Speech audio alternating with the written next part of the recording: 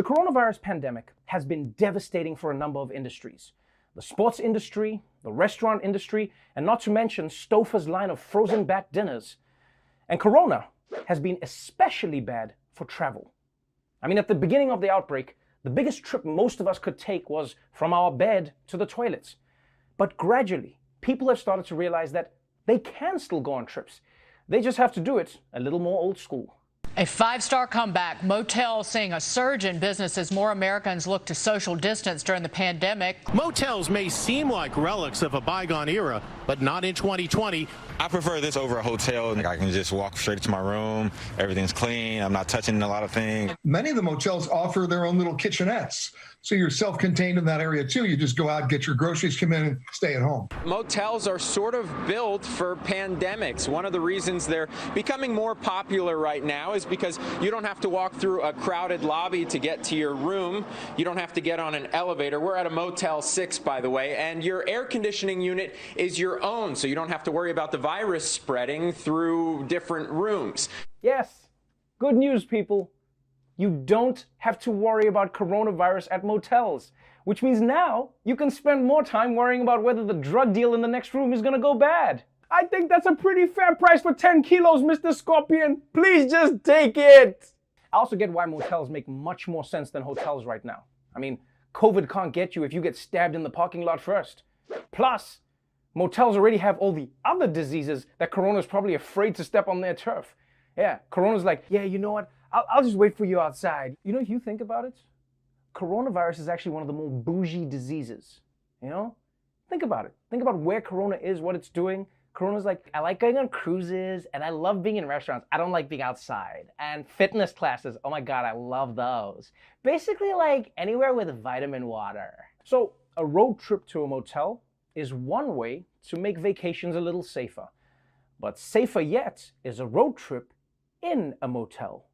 RVs have become the trendy way to vacation during the pandemic. The demand is so high, RV dealers say inventory across the state is low. An RV is a socially distanced vehicle, a socially distanced vacation, and a way to corral or keep your family together. This motorhome is 36 feet long and 8 feet wide, about the size of a city bus. No special license is required.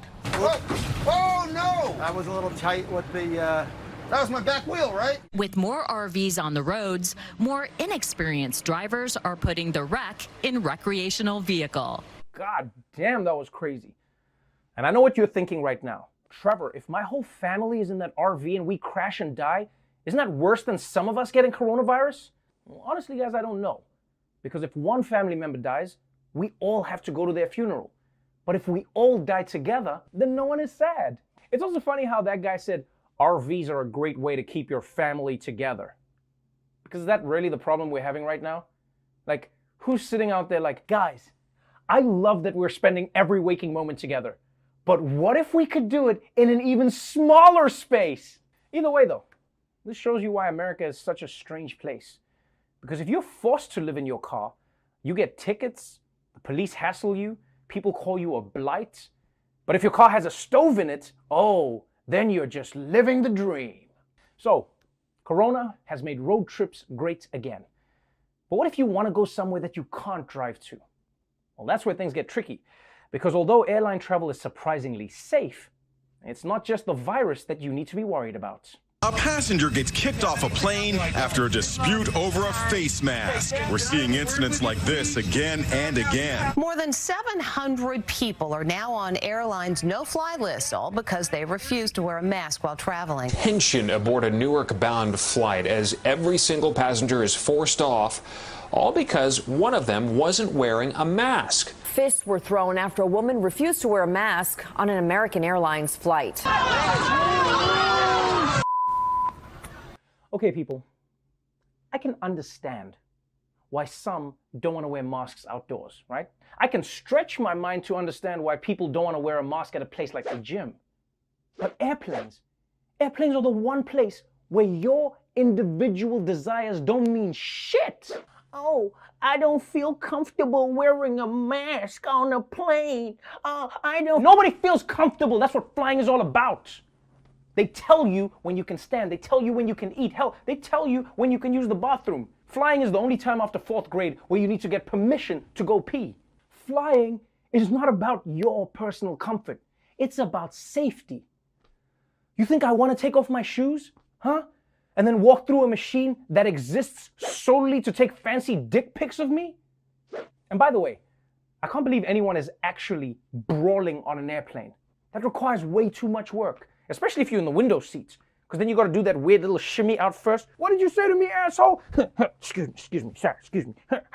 Here, I'll hold your ginger ale. I just said, what did you say to me, asshole? And it's not just corona and assholes that the airline industry is struggling with right now, because as it turns out, even if Americans are willing to get on a plane, they aren't allowed to go to too many places.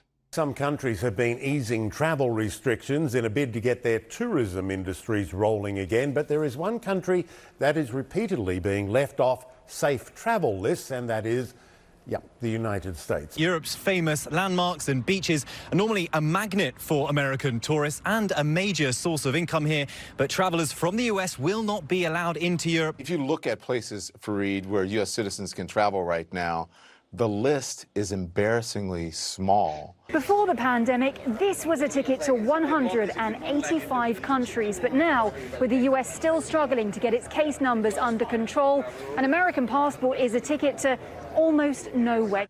That's right, people. Because of how America has handled coronavirus, travel to most of the world has been shut down. So, no more backpacking trips through Europe. Sorry, college students. You have to pick up your fake accent somewhere else. I got this one on Netflix. And you know, right now, I feel like most Americans don't even realize how much they've messed up a good thing. You guys are so used to being able to travel to any country at any time, no questions asked. That's not what it's like for most people in the world. When people from Africa or the Middle East want to go on vacation abroad, we need to get permission from that country first. Yeah. Americans can just be like, my girlfriend Susie went to London. I'm going to surprise her with a visit right now. We can't do that where I'm from. The rest of the world, we get questioned like we're on the world's shittiest game show. What is the purpose of your trip to France? I've always wanted to see Paris. And what is it that is in Paris? I don't know, the Eiffel Tower? Oh, you want to see the Eiffel Tower? Here, I Google it for you. Now get back on the plane. Bye-bye. So your American passport may be useless for travel. But don't worry, Americans. The State Department has just released a brand new PSA about everything else that your passport can do. The following is a message from the U.S. Department of State.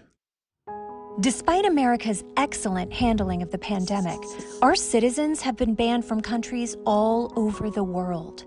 And you might be thinking, I'll never use my passport again. But don't worry, because there are plenty of other uses for your U.S. passport. For example, you can use it as a coaster or a barbecue napkin. Use the pages to draw where you wish you could go. Hose it down and it's a tiny little slip and slide. You could even use it to hide a pornographic magazine. Shh. Practice flirting on it. So do you come here often, or? Whatever. She won't even talk to me. And did someone say origami? Or just duct tape it to your face and you've got a makeshift mask. Please don't tell President Trump we suggested to wear a mask. He'll get so mad. Your U.S. passport. Not totally useless.